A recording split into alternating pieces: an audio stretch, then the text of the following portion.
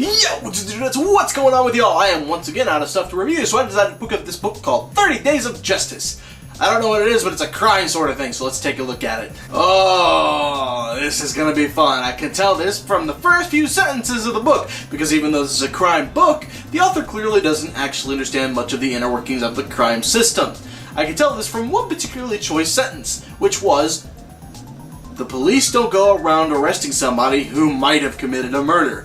99% of the time, they've got the goods. This is actually not completely true. Yes, police will frequently make their best efforts to catch somebody who might have committed a murder. However, with things like false testimony or just plain bad eyewitness testimony, or things like misleading evidence, that combined with the fact that roughly about 80% of cases that actually go to court do end in conviction, mean that there are, unfortunately, a lot of people wrongfully put in jail. That's why there's things like the Innocence Project that exist. The reason why I mentioned something like this being such a big deal is that this is the kind of stuff that can actually be found after about 2 minutes of research on Google. So the fact that that 2 minutes of research wasn't done kind of tells me the direction we're heading. Let's hope it keeps being terrible. And then 20 minutes later, the author mentions the Innocence Project. So clearly you know that 99% of cops don't get it right. What kind of crack are you smoking, sir?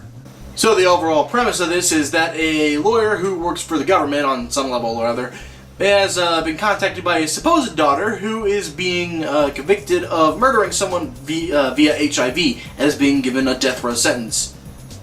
I don't know whether or not anyone's ever been given a death row sentence via murder HIV, but it's believable enough. One thing that does make me laugh a little bit about this is that the lawyer says he's raised his legitimate children without regrets. Frankly, I think that's bullshit.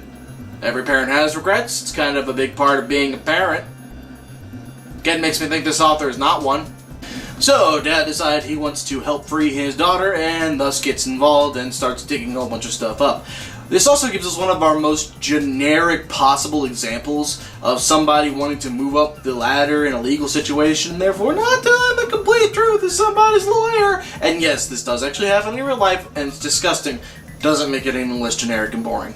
There is one bit of this that actually really makes me laugh, though. Mom discovered that this lawyer was trying to move up the ladder because she overheard something and does, quote, what any mother would do, and decides to listen in. I love this because it's actually really clunkily delivered and just horrible dialogue. You don't phrase it like that. It's just so...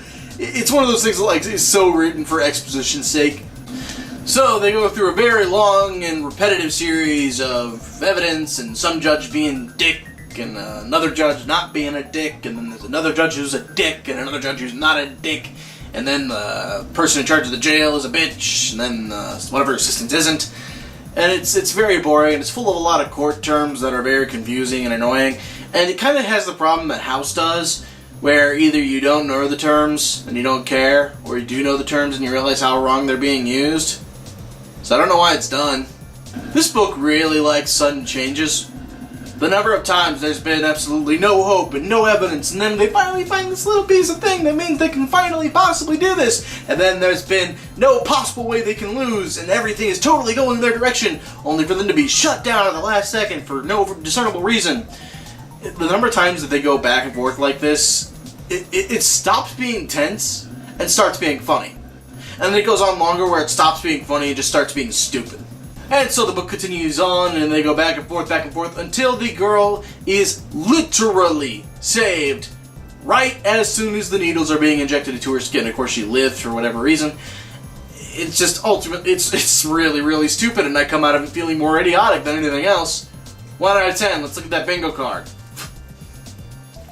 And we hit bingo twice.